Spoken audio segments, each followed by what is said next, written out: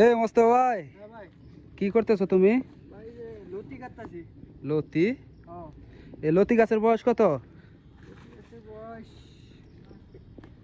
কয় মাস হইব? 5-6 মাস। 5-6 মাস। ফলন কিরকম আসছে তোমার লতি গাছে? ইনশাআল্লাহ চলতেছে। এই যে লতি হইছে। কোথায়? এই যে লতি কাটতাছি এই যে।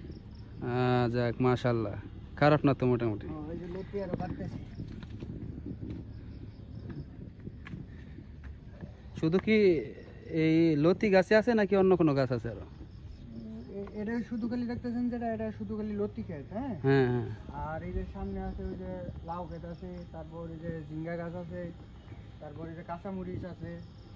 নিচেও তো মনে হয় অনেক গভীরতা, ওইখানে কি বুনছো নিচে? ওই যে দেখা যাইতেছে ও নিচে এটা মরিচ গাছ।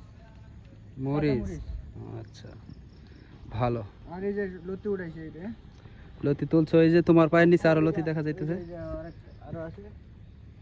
হ্যাঁ, ইনশাআল্লাহ যে দুধ আইছে এক তরকারি হয়ে যাবে গা। আর কিছু রাখছে এখানে। আচ্ছা, এদিকে আসো। এই যে দুধ আইছে, কি মনে করেন যে এক তরকারি হবে আর কি, হ্যাঁ। আজকের হ্যাঁ, কয়টা লতি গাছ আছে ওইখানে?